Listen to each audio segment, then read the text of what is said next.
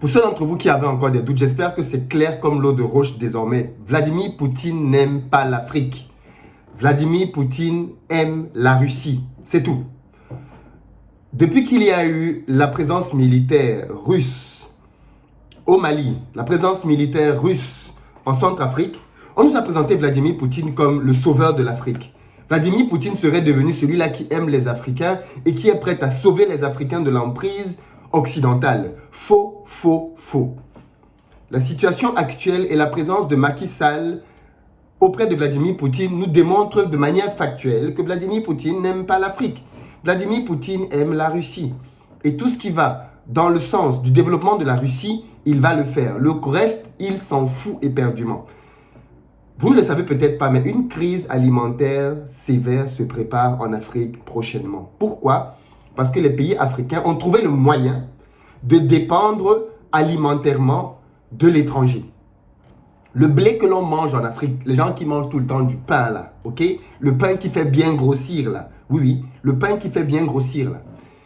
Le blé que l'on mange partout, matin, midi, soir, qui est devenu notre aliment de base quasiment, alors que ici en Afrique, on a largement de quoi se passer du blé. Moi, je peux faire des semaines sans manger du blé. Eh bien, le blé vient de Russie. Le blé vient d'Ukraine.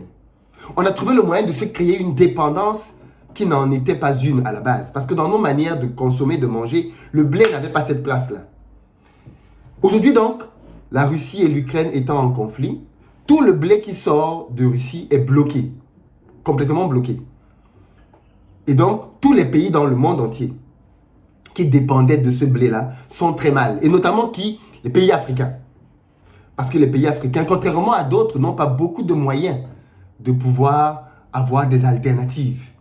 À moins qu'ils décident enfin de se concentrer sur ce qu'ils peuvent produire eux-mêmes. Et j'espère que cette crise va vraiment faire que l'on ouvre les yeux et qu'on sorte de ce genre de dépendance folle. Mais revenons à Vladimir Poutine. Macky Sall, président de l'Union africaine en exercice, est allé voir Vladimir Poutine pour mendier, pour supplier. S'il te plaît, permets-nous d'avoir du blé, on veut manger. On a faim, s'il te plaît. En Afrique, là-bas, on a faim. Si tu n'envoies pas la nourriture, on va avoir des émeutes. Les présidents comme moi, là, la population va se soulever, on va me renverser. Parce que les gars vont commencer à dire qu'ils n'ont pas de pain, ils n'ont pas de blé, ils veulent manger. Ça va mal se terminer. Vous savez ce que Vladimir Poutine a répondu? Parce que, est-ce que tu peux laisser mourir de faim quelqu'un que tu aimes? Est-ce que tu peux laisser mourir de faim ton ami? Parce que Vladimir Poutine, apparemment, c'est notre ami, non? Est-ce que tu peux laisser mourir de faim ton ami? Macky Sall, pour essayer de l'amadouer, essayer de le flatter, lui a rappelé tout ce que l'Afrique a fait pour lui. 44 pays sur 54 n'ont pas voté contre la Russie. 44 pays sur 54. Donc, pratiquement tout le continent a dit on ne peut pas être contre la Russie. Quand tu as un allié, quand tu as quelqu'un que tu respectes, tu peux lui donner en contrepartie un signe. Les Africains ont montré à Vladimir Poutine qu'ils étaient pour lui, qu'ils ne voulaient pas se mêler contre lui de son conflit avec l'Ukraine, qu'ils avaient une position de neutralité. Ils ne sont pas là pour dire que la Russie a raison ou que l'Ukraine a tort. Ce n'est pas leur rôle. Est-ce que Vladimir Poutine a été reconnaissant vis-à-vis de ce geste pour les Africains? Parce que c'est lui qui bloque le blé. Le blé, les Ukrainiens sont prêts à le livrer. C'est Vladimir Poutine qui bloque le blé. Rien n'entre, rien ne sort. Pourquoi? Parce que Vladimir Poutine veut se servir de la crise alimentaire comme d'un levier. Vous savez ce que Vladimir Poutine a dit? Il aurait pu dire, ok, on va sortir uniquement le blé qui va en Afrique. Le reste du blé ne sort pas. Le blé qui va en Europe, à tout, ne sort pas. Je ne veux que le blé qui sorte de la poêle en Afrique. L'Ukraine aurait probablement accepté, parce que l'Ukraine veut vendre son blé.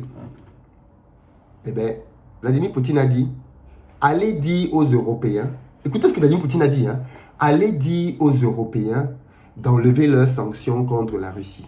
Et une fois qu'ils auront enlevé leurs sanctions, on va pouvoir vous livrer le blé. Il sait bien évidemment que l'Union africaine ne pèse rien du tout auprès de l'Europe. Il sait bien que la voix de l'Union africaine ne pèse absolument pas, que personne n'écoute les Africains. Et donc, en gros, ce qu'il leur demande là, c'est impossible. C'est un peu comme si tu viens voir quelqu'un pour lui demander quelque chose et il te dit, ok, tu veux que je te prête 1 million? D'accord. Tu reviens me voir le jour que la poule a des dents. Vérifie bien ton calendrier et vérifie la poule. Quand les dents de la poule vont se pousser, tu viens me voir. En gros, il envoie Macky Sall vers une impasse. Quelque chose qui ne va absolument pas être possible. Macky Sall... Alors, je vais vous rappeler un principe. En négociation, pour que quelqu'un te donne ce que tu veux, il faut que tu aies quelque chose qui l'intéresse. Aussi simple que ça. OK? Pour faire un deal. Je te donne, tu me donnes. Donc, si les Africains veulent que la Russie cède, il faut que les Africains aient des moyens de pression sur la Russie. Est-ce qu'on a un moyen de pression sur la Russie? La crise aujourd'hui est entre la Russie et l'Ukraine. Les sanctions ont été prises en Europe pour essayer de bloquer la Russie, fermer son commerce, ainsi de suite. Même les Occidentaux n'ont pas pu freiner la guerre de Poutine. Et vous pensez que ce sont les Africains? Avec quoi? Nous, on ne fait qu'acheter. On n'a rien pour dire qu'on va menacer ou intimider Vladimir Poutine. Maintenant, donc, du point de vue de l'Europe, et la Russie n'est pas en Afrique pour prendre les matières premières, pour dire qu'on va bloquer les matières premières, on va empêcher aux entreprises russes de travailler. Ils ne sont pas là pour ça. Ils sont là pour aider militairement nos armées. Donc, on ne peut pas dire qu'on ne veut pas de leur coopération, puisqu'on va se tirer une balle dans le pied. Pardon. Maintenant, du côté européen, comme Vladimir Poutine dit aux Africains, allez voir les Européens pour qu'ils enlèvent les sanctions. Est-ce que les Européens, les Africains ont un moyen de pression sur l'Europe? On vend quoi à l'Europe? À part nos matières premières qu'on brade à certaines multinationales. On brade nos matières. À part ça, qu'est-ce qu'on a pour dire qu'on va mettre la pression à l'Europe? Pas grand-chose. Pas grand-chose. Donc l'Afrique ne peut venir qu'avec des supplications. Quand on va voir Poutine, Papa Poutine, s'il te plaît, on te supplie, aide-nous, envoie-nous à manger. Nous, on veut manger. Quand on va voir les Européens, les Occidentaux, de manière générale, pareil, c'est le même discours. S'il vous plaît, ayez pitié de nous les Africains. Et l'Afrique ne peut même pas tenir ce discours vis-à-vis de l'Europe, puisque l'Europe aujourd'hui et l'Occident, de manière générale, en veut à l'Afrique pour sa neutralité. L'Europe voulait que l'Afrique lui soit soumise une fois de plus et qu'elle vote comme l'Europe lui a dit. En décidant d'aller à l'encontre du vote que les Européens exigeaient, les Africains se sont mis les Européens et l'Occident à dos. Donc on ne peut pas venir aujourd'hui voir les Européens pour leur dire, écoutez, enlevez vos sanctions contre la Russie. Pour faire ça, il faut qu'on ait des moyens de pression. Or, l'Afrique n'a aucun moyen de pression digne de ce nom pour faire que l'Europe fléchisse. La Chine a des moyens de pression. L'Inde a des moyens de pression. Pour avoir des moyens de pression, il faut que tu sois dans le commerce international, que tu sois dans les échanges, que des gens aient besoin de tes produits, pour que le jour où ça ne va pas, tu bloques et tu dis, je n'envoie plus ci, je ne livre plus ça, c'est fini. Ceux qui peuvent faire mal à l'Afrique, c'est plutôt l'inverse. L'Occident peut dire, on ne vous envoie plus des aides, puisque tous les ans, nous dépendons des aides occidentales. L'Occident peut dire que, ok, comme vous avez refusé de voter pour nous, les aides, c'est fini, on ne vous envoie plus rien. L'Occident peut dire ça, et ça va faire mal aux pays africains. Mais dans l'autre sens, il n'y a rien. Donc, moi, ça me fait... C'est honteux, c'est tellement souillant. C'est tellement souillant que l'Afrique aille commander à manger. L'Afrique a la capacité de nourrir la planète tout entière. Qu'est-ce que nous n'avons pas comme terre en Afrique? On demande à manger et on demande les fertilisants. Sans les fertilisants qui viennent de là, on dit qu'on va avoir des pertes entre 20 et 50% de rentabilité. Vous savez que quand vous faites de l'agriculture, si vous nourrissez votre plante, eh bien, elle va produire plus que si vous ne la nourrissez pas. Et pour la nourrir, ces éléments-là viennent de l'étranger. Même les engrais viennent de l'étranger. Les engrais viennent de l'étranger. Donc, comme on a des problèmes, comme ces pays-là maintenant ne peuvent plus nous envoyer des engrais, la crise alimentaire se profile à deux niveaux. Non seulement on n'a plus les importations de blé que l'on avait, et nos propres récoltes sur place vont être amoindries encore parce qu'on n'a plus les engrais. Donc la crise est inéluctable, à moins que Vladimir Poutine ait pitié de nous. La crise est inéluctable. Elle est inéluctable. Maintenant donc, est-ce qu'on peut se poser la question de l'origine de la crise? Est-ce qu'on peut se poser la question de l'origine de la crise? Comment on fait pour se retrouver là? Est-ce qu'on a le droit de se questionner et de prendre notre responsabilité et de réaliser que c'est absurde qu'un continent qui devrait nourrir tout le monde soit à la merci de tout le monde pour de la nourriture? J'espère que cette crise va ouvrir les yeux de nos dirigeants et qu'ils vont prendre les mesures adéquates pour que ce genre de dépendance ne se reproduise plus. Si c'est le blé que l'on veut manger, produisons le blé. Si ce sont les engrais que l'on veut, produisons les engrais. Dangote vient d'ouvrir une grosse usine d'engrais au Nigeria. Produisons des usines, créons des usines d'engrais dans nos pays. Mais arrêtons de dépendre des gens pour le manger et le boire. La nourriture, si quelqu'un te donne à manger, tu es dans sa main. Il te fait ce qu'il veut. Parce que s'il arrête de te livrer, il y a la guerre chez toi. Rappelez-vous des émeutes de 2008. À cause des prix des denrées de première nécessité qui avaient augmenté. Les gens étaient dans la rue et les gens sont morts. Donc, ce n'est pas un jeu, les histoires de nourriture. Et ce qui est en train de se profiler à l'horizon n'est pas bon signe.